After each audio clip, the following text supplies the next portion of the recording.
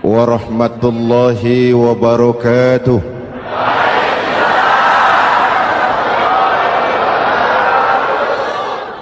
Alhamdulillah, wassalatu wassalamu ala rasulillah Sayyidina Muhammad ibn Abdullah wa ala alihi wa sahbihi wa mawala, amma ba'du. Saudara-saudara kaum muslimin di seluruh tanah air, hari-hari pada minggu akhir Ramadan kita bersama-sama menyaksikan sebuah fenomena tentang pindahnya kegiatan umat dari masjid ke pasar, dari masjid ke terminal, dari masjid ke stasiun, dari masjid ke bandara. Apa boleh buat, itulah wajah kita, bahwa lebaran artinya mudik, bahwa lebaran artinya baju baru dan makanan. Lebaran berbeda dengan Idul Fitri. Lebaran adalah tradisi yang setiap kita boleh ikutan. Siapa saja boleh ikut lebaran, tapi tidak tiap orang bisa merayakan Idul Fitri. Mau puasa atau tidak puasa boleh lebaran, tidak dilarang sama petugas keamanan. Mau ibadah Ramadan atau tidak melaksanakan ibadah Ramadan boleh ikut lebaran, tapi tidak berarti merayakan Idul Fitri, karena selalu ada kos dari apa saja yang kita lakukan. Saya mau cerita, mau dengar nggak? Ada dokter gigi, dokter baru, satu sore praktek, pasiennya 4 orang nunggu duduk jejeran. Dipanggil pasien pertama, diperiksa, berlubang giginya, dicabut tanpa dibius. Namanya dokter baru. Pasien ini teriak, aduh sakit dok, tidak kuat, sakit. Teriakannya keras sekali. Pasien yang 3 orang yang nunggu gemeter, lari semua. Sudah saya dicabut, diobati, selesai, tanya, sudah selesai dok? Sudah mas. Berapa biayanya? 200.000. Loh, biasanya kan 50.000, kok 200.000? Biasanya sih memang 50.000, tapi siapa suruh kau teriak? Yang 3 lari.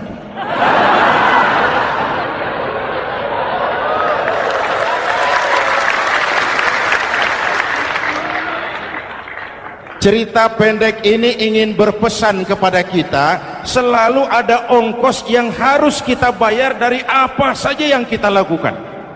Mau ibadah atau tidak, mau jadi orang baik-baik atau jadi bajingan paling tengik, mau berbuat salah atau berbuat soleh, selalu ada kosnya, selalu ada ongkosnya. Kita bicara kembali kepada fitrah, Idul Fitri. Bagaimana caranya? Pertama, saya ingin mengutip bagian pendek dari ayat 185 Al-Baqarah. Walitukmilul iddata walitukabbirullaha ala ma hadakum wala'allakum tashkurun. Ada 4 hal dari cuplikan ayat pendek ini. Pertama, walitukmilul iddata, hendaknya engkau sempurnakan jumlah bilangan hari puasamu. Berpuasa sebulan penuh. Sebulan penuh itu bisa 29, bisa 30. Pak, kalau beda pendapat bagaimana? Ada yang lebaran tanggal 5, ada yang lebaran tanggal 6. Hadirin, bagi yang punya kemampuan berijtihad, silahkan melakukan ru'yatul hilal. Bagi yang tidak, lebih aman ikut pesan Nabi. Apa pesan Nabi? Fa iza ikhtalaftum fa alaikum bisawadil a'zam ma'al haqqi wa ahlihi. Kalau kamu berbeda pendapat, ikut golongan terbanyak yang benar dan ahlinya. Jadi walaupun banyak, kalau tidak benar dan bukan ahlinya, tidak usah ikutin. Banyak benar dan ahlinya. Contoh, 100 insinyur berbeda pendapat dengan 10 kiai tentang doa kunut. Yang diikuti pasti 10 kiai, bukan 100 insinyur. Betul? Atau sebaliknya, 10 insinyur berbeda dengan 100 kiai tentang konstruksi jembatan. Yang diikuti tentu 10 insinyur, benar dan ahlinya. Maka yang paling aman, kita punya departemen agama.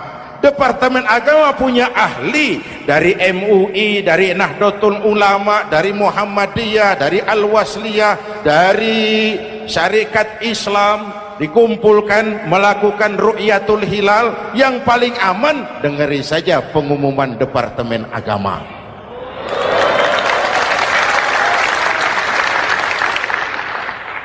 Tapi tetap menghormati mereka yang meyakini 1 Syawal jatuh pada tanggal 5. Beda boleh, marah jangan. Jelas? Saudara boleh suka tempe, tapi jangan menghina orang yang tidak suka tempe. Saudara boleh senang tahu, tapi jangan ngenyek karo wong yang senang tahu. Hadirin yang saya hormati, walitukmilul iddata, kalau mau kembali kepada fitrah, sempurnakan jumlah bilangan hari puasamu. Makna sempurnakan di sini 2, sempurnakan 1 bulan penuh dan sempurnakan semangat puasamu. Walaupun Ramadan berakhir, puasa jangan selesai. Kenapa? Tangan kita masih tetap terus puasa dari mengambil yang bukan milik kita.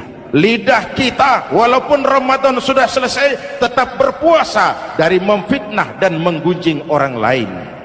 Kaki kita walaupun Ramadan sudah selesai tetap puasa dari berjalan ke tempat yang tidak baik. Perut kita tetap berpuasa dari kemasukan barang-barang yang haram. Sempurnakan semangat puasamu. Sikap disiplin, sikap jujur, merasakan kehadiran Allah dekat dalam hidup. Nih contoh ringan, tadi waktu asar dan zuhur saudara sholat apa tidak? Sholat. Waktu sebelum sholat kan berwudu, ketika berwudu kan berkemur. Umpama waktu berkemur itu saudara korupsi, sedikit saja airnya saudara minum, saya yakin jangankan petugas keamanan, teman wudhu sebelah pun tidak akan tahu kalau waktu berkemur saudara korupsi. Kalau selesai Ramadan ini diterjemahkan, insya Allah negara kita bersih, berkurang korupsinya. Hadirin yang saya cintai, saya kembali kepada pesan Al-Baqarah 185 tadi. Walitukmilul iddata, sempurnakan jumlah bilangan hari puasamu. Puasa sebulan penuh dan kemudian lanjutkan semangat Ramadan. Disiplin, merasakan diri di bawah pengawasan Allah. Sekarang ini Allah ditekan. Kita iman dalam ucapan tapi sekuler dalam perbuatan. Tuhan cuma ada di masjid, di kantor Tuhan hilang, maka korupsi merajalela. Tuhan cuma ada di masjid, di pasar Tuhan hilang, maka timbangan tetap curang. Iman dalam ucapan tapi sekuler dalam perbuatan. Kalau jiwa dan semangat Ramadan kita bisa terapkan, insya Allah korupsi akan berkurang. Sekarang kan kita prihatin, yang tadinya teriak-teriak wong cilik malah ribut rumah mewah. Yang tadinya teriak-teriak rakyat kecil, sekarang malah ribut soal villa 5 miliar. Ini kan menyedihkan, memilukan dan memalukan. Tidak punya sense of crisis. Nah, saya juga nggak tahu apa itu. Udah dengerin aja, kenapa sih? Usil bener. Padahal ekonomi kita masih terpuruk, lapangan kerja sulit, jumlah pengangguran rata-rata 2 juta orang per tahun, lapangan kerja baru sulit terbuka karena investor jangankan yang dari luar mau masuk, yang di dalam siap-siap keluar.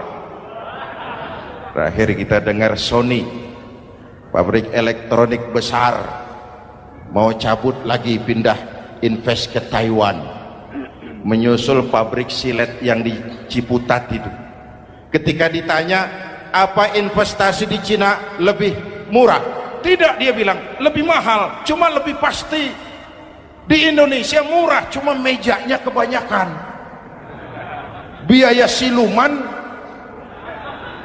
namanya siluman gak karu-karuan, keluar uang banyak, urusan tidak pasti, capek. Disahkan undang-undang penyiaran yang justru ditolak oleh masyarakat penyiar sendiri. Industri penyiaran bakal kolaps karena sekarang ini boro-boro mereka industri televisi mau break even point, mau pulang modal, dengan ke depan bisa bangkrut. Akibatnya bisa kita pastikan, jumlah pengangguran makin bertambah. Hadirin yang saya hormati, kita memang setuju jangan terlalu mengadopsi siaran-siaran televisi dari luar, kita harus punya filter. Tapi pada sisi yang sama, kita juga harus memperhatikan lapangan kerja buat rakyat kita ini. Walitukmilul iddata, sempurnakan jumlah bilangan hari puasamu.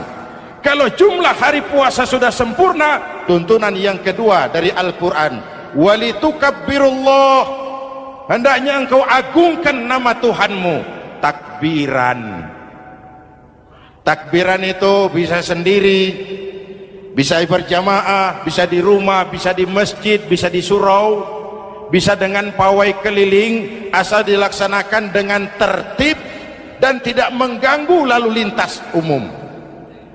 Prakteknya yang terjadi, pawai keliling itu mengganggu ketertiban umum, perang petasan, mengganggu lalu lintas, terjadi macam ada yang takbiran bawa bendera partai. Innalillahi wa inna ilaihi raji'un. Ini takbir politik. Hadirin yang saya hormati, kalimat takbir dalam kondisi kita, saya ingatkan kepada satu ungkapan Bung Tomo.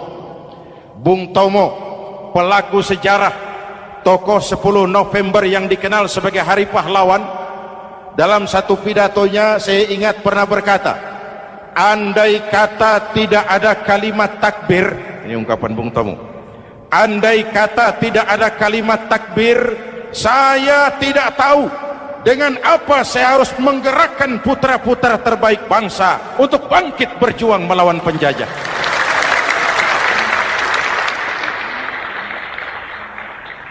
Ketika Allahu Akbar, itu londo kelihatannya kecil, meriam nggak meleduk. Dahulu orang-orang tua kita cuma ada 2 kata, merdeka atau mati. Tidak berpikir nanti kalau menang dan merdeka saya jadi wali kota di mana.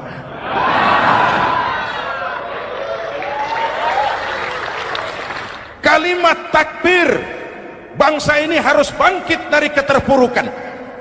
Bangsa ini harus bangkit mengejar ketinggalan-ketinggalannya. Bangsa ini tidak boleh terpuruk terus, dan semangat takbir harus menjiwai kita. Tidak ada capek dalam perjuangan, tidak ada puas dalam upaya. Keberhasilan cuma pengantar ke arah keberhasilan yang lebih baik lagi. Walitukabbirullah, hendaknya engkau agungkan nama Tuhanmu. Nama Allah menjadi motivasi besar dalam kehidupan kita. Ini pesan Quran Al-Baqarah 185. Pesan kedua, setelah sempurnakan jumlah bilangan hari puasamu, agungkan nama Tuhanmu. Takbiran. Kalimat takbir sendiri kalau kita lihat pada kalimatnya ada kata la ilaha illallah wahdah sadaqa wa'dah wa nasara 'abdah wa a'azza jundah wa hazamal ahzaba wahdah. Tidak ada Tuhan selain Allah, esa, tidak beranak, tidak diperanakan, wahdah, tidak bisa diumpamakan dengan apapun. Sadaqa wa'dah, Allah yang maha menepati janjinya. Wa nasara 'abdah, Allah yang maha menolong hambanya. Kalau bukan kebesaran Allah, berat berjuang Ramadan ini melawan musuh yang tidak nyata. Puasa itu kalau olahraga golep. Benar Pak, kalau tinju lawannya kelihatan. Betul. Sepak bola musuh kelihatan, bulu tangkis kelihatan, golf siapa musuhnya? Itulah puasa, menghadapi musuh yang tidak kelihatan. Itu lebih berat daripada perjuangan mengangkat senjata, lebih berat daripada berjuang mengorbankan harta. Tapi kalau di bulan Ramadan saja Rasulullah menang dalam perang Badar, itu harus jadi sumber motivasi. Dengan kalimat takbir, dengan keagungan Allah, bangsa Indonesia harus bangkit dari keterpurukan. Ibu bapak hadirin yang saya hormati, jadi bukan akhir Ramadan lalu sibuk beli baju. Boleh, tapi bukan itu yang utama. Laisal id bilibasin jadid, walakinnal id bita'atin yazid. Idul Fitri bukan pakaian baru. Idul Fitri adalah ketaatan yang meningkat, yang telah ditempa, digojlok, digembleng oleh Ramadan. Jadi kalau Ramadan rajin baca Quran, lalu selesai Ramadan sayonara Quran, latihan tidak berhasil. Ramadan rajin ke masjid, selesai Ramadan selesailah ke masjid. Awal Ramadan full house sampai ke halaman, akhir Ramadan cuma imam berdua tikar. Masjid kembali senyap, padahal masjid adalah pusat kegiatan umat. Saudara lihat dari sejarah, ketika hijrah ke Madinah, Rasul singgah di Kuba. Apa yang beliau lakukan? Membangun masjid. Ketika sampai di Madinah, kesibukan pertama beliau apa? Mencari rumah dinas? Bukan. Kesibukan pertama beliau mencari lokasi di mana membangun masjid. Isra dan Mi'raj, perjalanan besar dimulai dari masjid ke masjid. Ini indikasi masjid memang merupakan pusat kegiatan umat. Umat Islam dengan masjid seperti ikan dengan air, tidak boleh pisah. Ada ikan yang tidak betah di air? Ada. Ikan mau modar. Kalau umat sudah mulai menjauhi masjid, jiwanya yang akan mati. Kalau jiwanya mati, jasadnya masih hidup, itu namanya bangkai berjalan. Walitukabbirullah, engkau agungkan nama Tuhanmu, takbiran. Setelah berjuang penuh, membina takwa, mengharap ridho, mengendalikan nafsu. Ingat loh, puasa itu bukan menghilangkan nafsu, mengendalikan, menempatkan pada tempatnya. Manusia tanpa nafsu bukan manusia, tapi manusia yang disetir nafsu turun jadi binatang, bahkan lebih rendah daripada binatang. Puasa ini menempatkan nafsu di tempatnya. Hai laki-laki, kamu nafsu sama perempuan? Betul Pak. Perempuan suka laki-laki? Betul Pak. Boleh lewat sini, lewat pintu yang disebut nikah.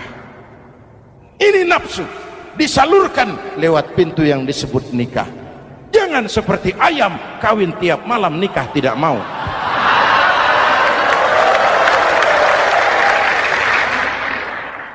Hai manusia, nafsu kepada materi, kepengen kaya? Iya Pak, boleh. Usaha yang halal, jual beli yang halal. Wa ahallallahu al-bai'a wa harrama riba. Allah halalkan jual beli. Jangan ingin kaya lalu makan renten, ingin kaya lalu korupsi, ingin kaya lalu buka peternakan tuyul. Manusia ingin berkuasa, boleh, tapi tetap punya etika dan moral. Jangan ingin berkuasa lalu fitnah, ingin berkuasa lalu mengadu domba orang, ingin berkuasa lalu menghalalkan segala cara. Puasa menempatkan nafsu pada tempatnya. Manusia yang dikendalikan nafsu lebih puas daripada binatang. Saya punya ungkapan lama, sebuas-buasnya kerbau makanannya tetap rumput. Saya belum pernah dengar ada kerbau terlalu buas lalu makan roti. Betul? Tapi manusia kalau sudah dikendalikan nafsu, manusia bukan cuma makan nasi, aspal, semen, kertas, minumnya solar, jauh lebih buas daripada binatang. Inilah puasa. Arep nguwong ke wong, agar manusia itu jadi dirinya, fitrahnya, jangan dikendalikan oleh nafsu. Kita ini sudah diciptakan fi ahsani taqwim. Masya Allah. Hadirin, yang ketiga pesan Al-Baqarah 185 tadi, setelah sempurna jumlah bilangan hari puasa, lalu mengumandangkan takbir, membayar zakat fitrah. Kenapa itu kita lakukan? Mengagungkan nama Allah, ala ma hadakum, agungkan nama Allah yang telah memberikan hidayahnya kepadamu.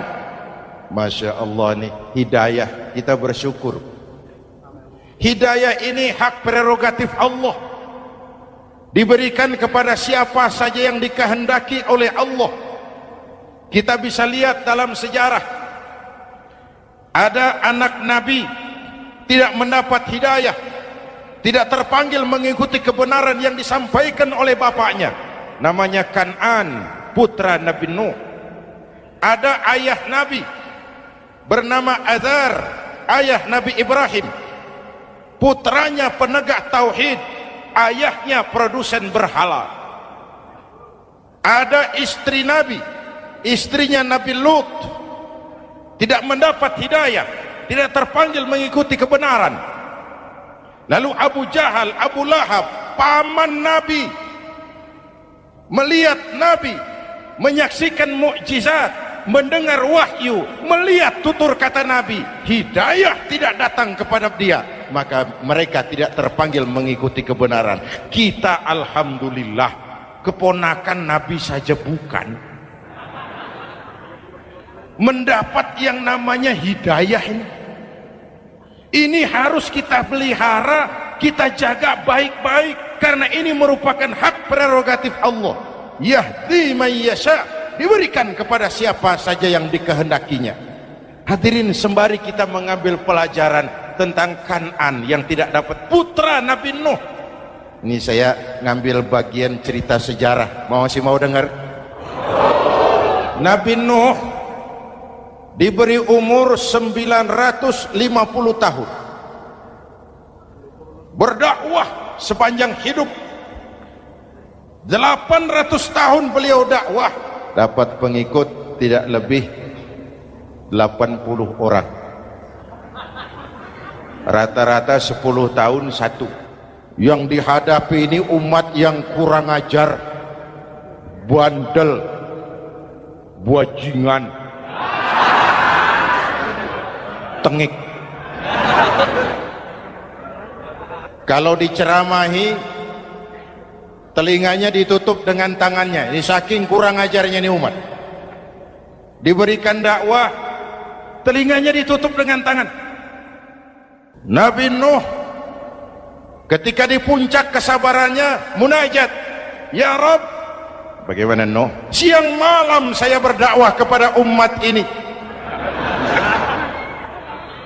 saya sampaikan risalahmu, saya canangkan seruanmu, saya sampaikan ajaranmu.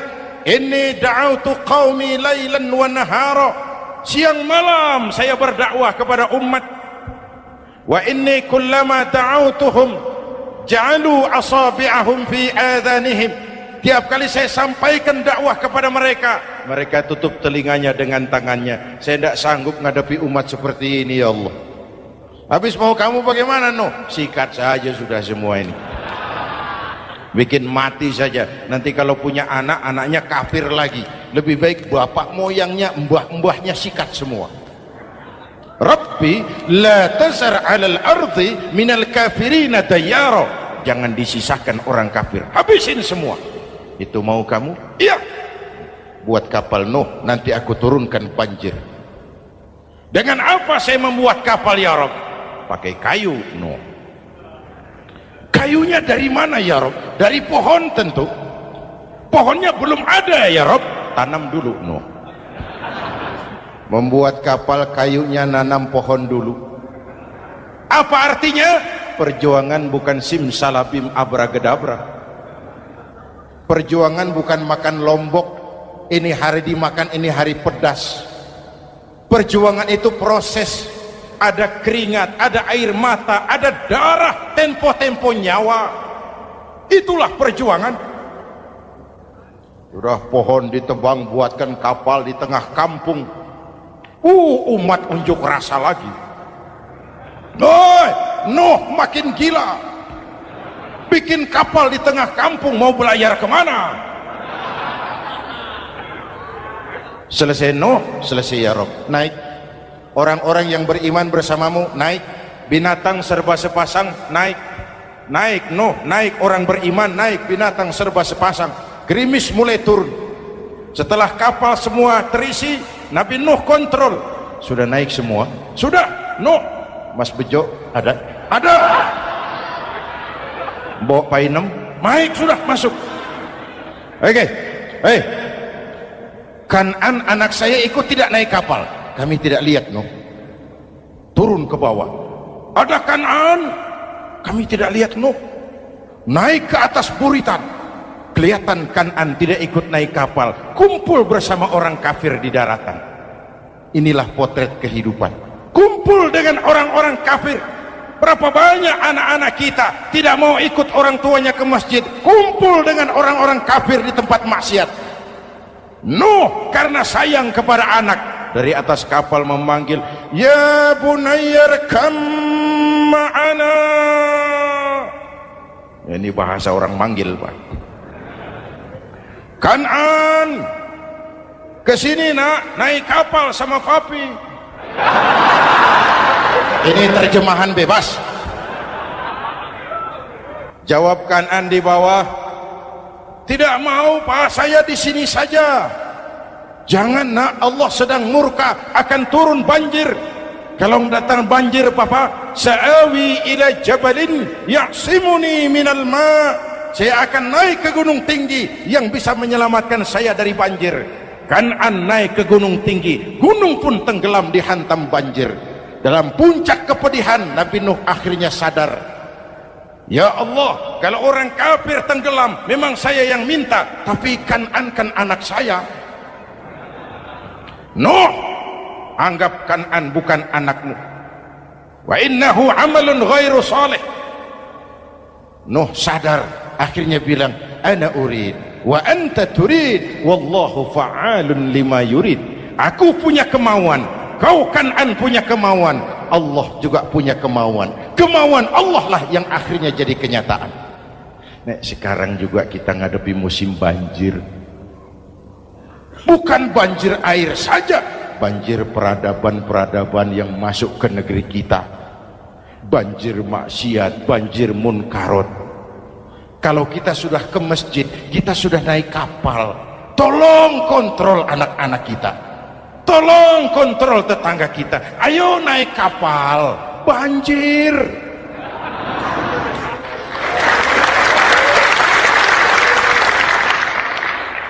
Ditutup ayat ini dengan wala'allakum tashkurun. Atas hidayah yang diberikan kepada kita, kita bisa melaksanakan ibadah Ramadan, bisa takbiran, dan diakhiri dengan ungkapan tasyakkur. Tasyakkur dan tafakkur, mensyukuri nikmat. Saya berulang kali mengingatkan, nikmat bisa berubah menjadi azab kalau kita tidak pandai mensyukurinya. Bayangkan Pak, tahun 87-an kita itu jadi negara yang berswasembada pangan. beras kita cukup untuk rakyat kita.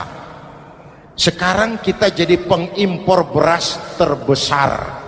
Kita beli beras ke Vietnam, kita beli beras ke Thailand, ke negara-negara yang lebih kecil dari kita. Kenapa? Karena sawah kita tanami gedung dan beton. La in syakartum la azidannakum wa la in kafartum inna azabi lasyadid. Kalau kamu bersyukur, aku tambah nikmat. Kalau kamu ingkar, tidak pandai bersyukur, awas, azabku pedih. Maka ungkapan saya, orang kaya bisa masuk surga karena hartanya, orang kaya bisa masuk neraka juga karena hartanya. Syukur apa tidak syukur? Pejabat bisa masuk surga karena jabatannya, pejabat banyak yang masuk neraka juga karena jabatannya. Syukur apa tidak syukur?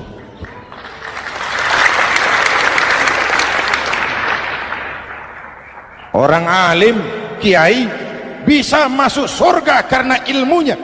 Orang alim pun bisa masuk neraka lebih dulu dari penyembah berhala juga karena ilmunya. Syukur apa tidak syukur? Kasih jabatan sebagai pemimpin lalu menyadari sayyidul qaumi khadimuhum. Pemimpin suatu umat adalah pelayan bagi umat itu. Pelayan harus melayani, bukan minta dilayani.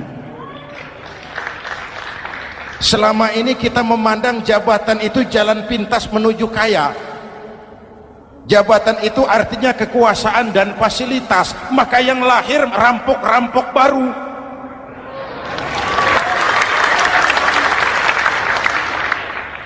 Jabatan adalah alat untuk pengabdian di tengah rakyat yang sedang susah, di tengah negara yang sedang terpuruk. Kita memerlukan pemimpin-pemimpin yang sadar sayyidul qaumi khadimuhum. Pemimpin suatu kaum adalah pelayan bagi kaum itu sendiri. Ibu bapak hadirin yang saya hormati, dengan mensyukuri itu maka makna Idul Fitri meresap kembali kepada fitrah kita sebagai manusia, fitrah kesucian. Secara sederhana orang gambarkan kembali kepada fitrah seperti bayi baru dilahirkan oleh ibunya, bersih, suci, tanpa dosa, lantaran sudah dibersihkan oleh ibadah Ramadan. Tapi para ulama khalaf ada yang mengartikan fitrah itu kecenderungan kepada kebajikan, kecenderungan kepada kebaikan. Itu juga fitrah. Kembali kepada fitrah manusia, kecenderungan untuk berbuat baik. Kita lahir bayi tidak punya dosa, betul? Tidak ada dosa warisan dalam Islam. Kalau harta warisan ada, dosa warisan tidak. Karena itu dalam Islam juga tidak ada penebusan dosa. Kalau dosa bisa ditebus dengan uang, tentu Menteri Keuangan nomor 1 masuk surga.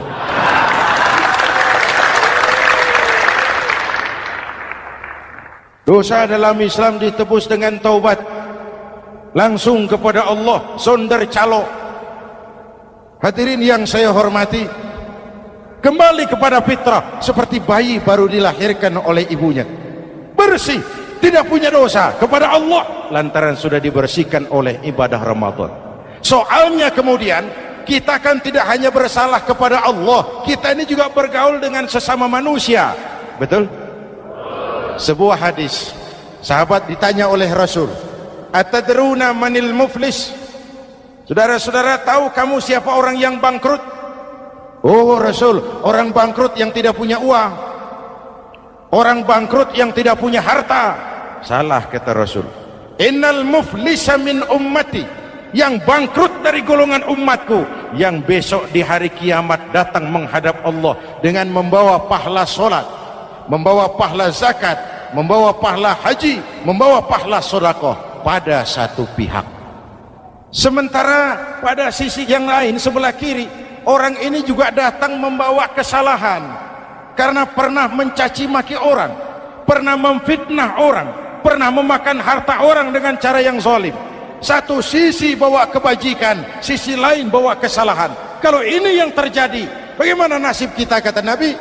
Tuhan, ini pahala solat saya, ini solat yang wajib, ini yang sunnah, rawatibnya, nawafilnya. Datang orang, sebentar Tuhan, apa? Dia memang rajin solat, tapi saya pernah dicaci maki, hancur nama saya, remuk hati saya. Di dunia saya tidak bisa membalas karena dia lebih berkuasa. Sekarang saya menuntut keadilan. Betul? Ya Tuhan, sini pahala solatmu, kasih orang yang kau caci maki. Tuhan, ini pahala puasa saya, yang wajib Ramadannya, sunnah 6 hari Syawalnya, Senin Kemisnya. Ini Tuhan. Datang lagi, sebentar Tuhan. Kenapa? Dia memang rajin puasa, tapi saya pernah difitnah tanpa benar, dicorengkan arang ke dahi, hancur nama saya karenanya. Saya menuntut keadilan karena di dunia waktu itu cuma banyak pengadilan, tapi tidak ada keadilan. Benar?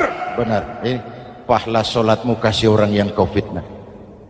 Tuhan, ini pahala zakat saya. Datang lagi, Tuhan, dia memang suka zakat, tapi korupsinya lebih besar dari zakatnya. Nuntut keadilan, sini pahala zakatmu kasih. Kalau habis pahala kebaikan, orang yang menuntut masih banyak, diambillah dosa orang yang kita sakiti, diberikan kepada kita.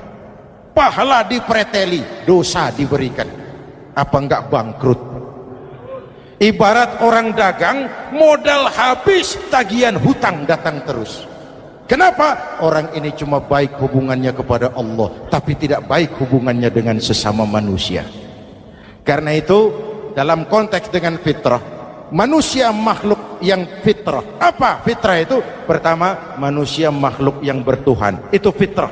Mengingkari Tuhan, mengingkari fitrah. Yang kedua, manusia makhluk sosial, zon politikan. Itu fitrah. Kita tidak bisa hidup sendiri. Betapa dan siapapun kita memerlukan yang lain.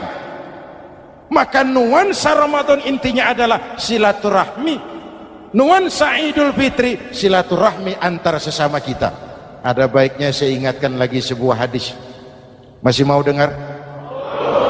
Selesai sholat Id, sahabat mendengar Rasul mengucapkan amin 3 kali. Amin, amin, amin. Ya Rasul, ada apa? Tadi turun Jibril selesai sholat, mau berdoa. Muhammad, aku mau mohon kepada Allah, mau kau aminkan? Silakan Jibril. Jibril doa, Rasul amin. Doanya 3 macam permohonan, maka Rasul 3 kali mengucapkan amin. Kalau sudah Jibril yang doa, Rasul yang amin, apa iya doanya ditolak?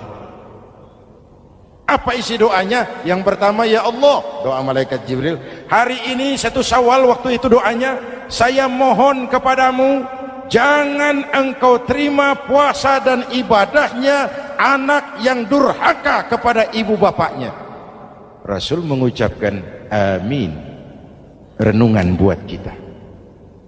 Itu sebabnya barangkali sesibuk-sibuk di Jakarta masih mau mudik nemui orang tua. Yang kedua, ya Rabb, saya mohon kepadamu, jangan engkau terima puasa dan ibadahnya istri yang durhaka kepada suaminya. Amin. Kedengaran Bu? Ada ibu-ibu tanya, Pak, kalau suami yang durhaka sama istrinya bagaimana? Hadisnya tidak menjelaskan itu, Bu.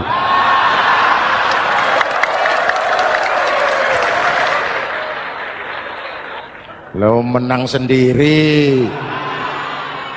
Yang jelas suami itu presiden rumah tangga, dimintakan tanggung jawab tentang istrinya. Nah, istri swargo manut neraka katut. Ketika pulang Isra Mi'raj saja Rasul bercerita, aku diperlihatkan neraka. Neraka ya Rasul? Iya. Lalu aku lihat isinya kok kebanyakan perempuan. Perempuan. Laki bagaimana? Laki juga tidak sedikit, cuma kebanyakan perempuan. Ya Rasul, apa mereka tidak sholat? Sholat. Apa mereka tidak ngaji? Oh, rajin mereka sama suaminya. Kenapa banyak mereka di sana? Rasul senyum dan menjawab, hunna yakfurnal asir. Umumnya perempuan kurang bisa terima kasih sama suaminya.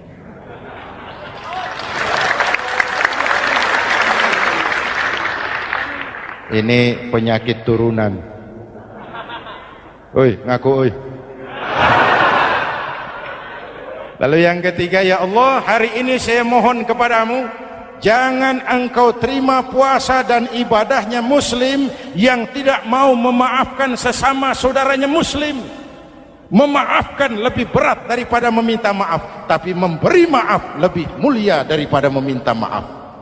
Inilah nuansa mengembalikan semangat saling menghargai, saling mencintai, keutuhan, kerukunan, dan kedamaian. Sudah capek kita rakyat dengan konflik, sudah capek kita dengan mengedepankan perbedaan dan bukan persamaan. Sudah waktunya kita berbeda tapi tetap bergandengan, tetap bersama menyongsong hari esok yang lebih baik. Mintalah ridho ibu bapak, suami kepada istri, istri kepada suami, dan memaafkan sesama saudara muslim sehingga kita benar-benar kembali kepada fitrah. Terima kasih dan mohon maaf, semoga ada manfaatnya. Usikum wa nafsi bitaqwallah. Wassalamualaikum warahmatullahi wabarakatuh.